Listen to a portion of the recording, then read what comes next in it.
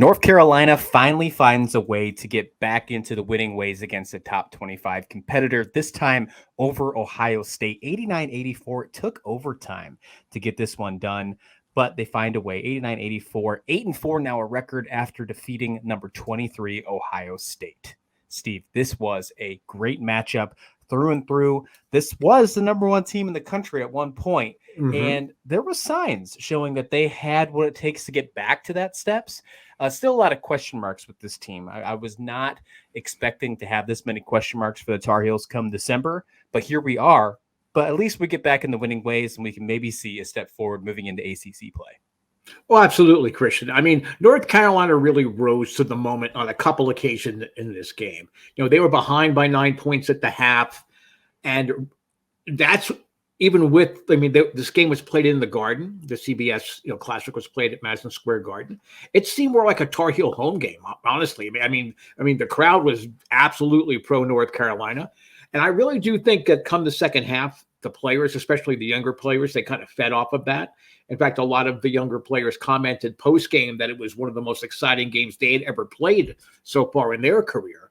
And I have to admit, though, when I was watching the game live, when I saw Sensabaugh hit that jumper with 2 seconds left in regulation to send it to overtime, I really thought that North Carolina was going to be flashback time and they were going to wilt like they have pretty consistently over the last month. But in overtime, Tar Heels came out strong. They outscored and outplayed the Buckeyes in overtime. And there's some ups and downs. I mean, both teams shot about 45%.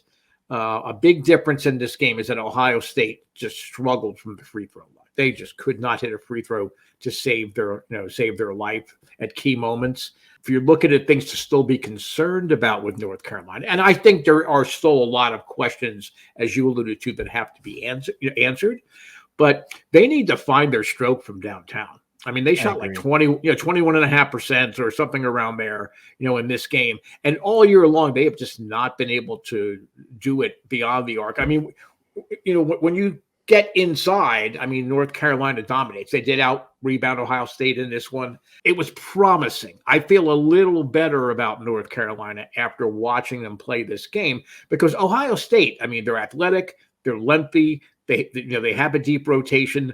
This is going to be a team that's going to be heard from the entire season. It's tough to lose one in overtime, but certainly it was very reassuring, I think, for anybody that follows the Tar Heels. Even if you're not a Tar Heel fan, I think now you can feel good again about what this team could do on a nightly basis. Starting the season as the preseason number one team, that 4-game losing streak to Iowa State, Alabama, Indiana, and then Virginia Tech almost seems in the past after their 3-game winning streak now, Georgia Tech, the Citadel, and now a big game with Ohio State. They have 1 game left before they get the ACC play. This one's against another Big Ten opponent, Michigan. Do they have what it takes to get another win in that one? I think so. I mean, you and I were talking about North Carolina all throughout the preseason. And even that bad stretch that they had, you still could sense that the talent was there, but something was just not clicking. Davis is a great coach. He knows how to get the most out of each of his players and his roster. Yes, you've got the big studs, but they also have a lot of role players, and he's masterful. It's almost like a chess game.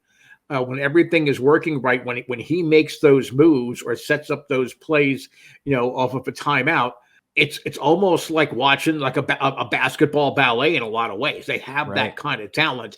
So I would think that Michigan is going to be going back to this tape of this game and say, whoa. Maybe we need to approach this game a little bit differently. Maybe force North Carolina to score from the perimeter, try to shut them down inside. I don't know that Michigan can do it. I don't know what you're feeling about Michigan's inside game is, but I don't know that they can shut down North Carolina over the course of 2 halves. I don't know if that can happen. Yeah, both these teams going into this, I think, have had somewhat disappointing beginnings to their years. I think that there has been some moments where Michigan at one point was ranked. We're not seeing them ranked right now. So that obviously shows you that there's a disappointment. Now, we obviously all know the issues that we've seen from the Tar Heels. We've seen that on a national stage because they were the preseason #1 team.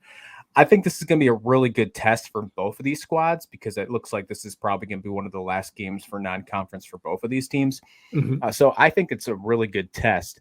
And I'm not surprised, wouldn't be surprised if both these teams are still obviously in March when we get there. They're going to find a way to do well in Big Ten and ACC play. But I think Mhm. this is a good test, and this is a good one to get your reins checked and move forward and get ready for your conference. Uh, Speaking of down low play, that's a tough one with Michigan. Yeah, I think that North Carolina probably has the advantage on that one. I don't think that they're going to be able to keep up with them. Ohio State did a really good job doing that, but They I think did. Ohio State might be a better team than Michigan this year. At least right now, they're Yes. showing that's the case. I'm a little surprised. I didn't think that was going to be the case going into the season, but so far they have gave me no reason not to believe that Ohio State will be one of the top teams in the Big Ten this year.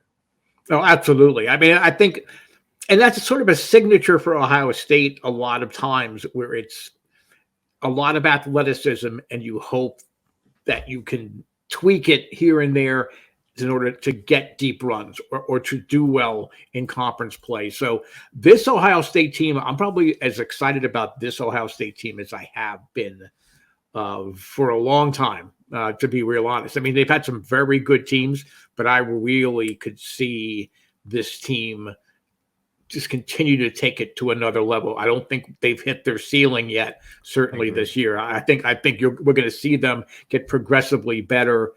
They seem to be a team that likes to be challenged. I think we saw the best of Ohio State toward the end of regulation because they were up at the half, and North Carolina really did take it to them for most of the second half. I thought we saw them respond. They've got the players that I think can hit the big buckets. North Carolina just outplayed them and out hustled them in a lot of ways in overtime, and that's how North Carolina got this win. And it's again, hats off. I mean, the Tar Heels showed that they are as good as some of the preseason hype had them being. Yeah, I wonder if they'll find a way to get back to that hype. I don't think we're ever going to see them back at the #1 spot for the remainder of this season. I would be quite surprised if we did. However, I would like to see if they can get back to that hype. The ACC play can definitely change your season for the better, no doubt. As for Ohio State, we talked about North Carolina's remaining schedule. Ohio State, they have 3 losses now. North Carolina is technically their first unranked loss. They did lose to #17 San Diego State and then #17 Duke on that. So they were at the mercy of the 17s for a while. North Yeah. Carolina did take them out there with that unranked. Losing to Duke and North Carolina doesn't really seem like a big deal when you think about it in big picture moving forward when it comes to college basketball. When you think of that your two of your 3 losses are to Duke and North Carolina in the Yeah. regular season. Yeah, okay. But for the rest of the year, they play Maine, Alabama A&M, and then they start the beginning of the year into more Big Ten play with Northwestern. We will see them on the 5th of January take on the #1 team in the nation right now, the Purdue Boilermakers. That should be a fantastic game. I think they have some time to get over this loss between Maine, Alabama A&M to finish the year off strong. Heading into Big Ten play, I think Ohio State is going to be ready. Look out for them to make a big push come the tournament Mm-hmm. time, Steve. No, absolutely. No, I was pleasantly surprised with. I've watched them 2 complete games and 1 partial game, and and even in their losses, I've been really impressed with how they played. In the games they lost, you saw why they lost. They didn't shoot well. They continued not to hit free throws, and you've got to make free throws in the Big Ten. Okay, it's a physical, bang it up conference.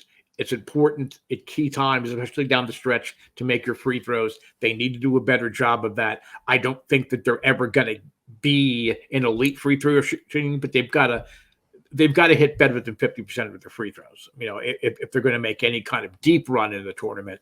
But yeah, Ohio State fans, I was cynical early in the year, but you're going to have a very special season. So make sure that you stay tuned here to SlasherU, because my guess is we're going to probably talk about them quite a bit.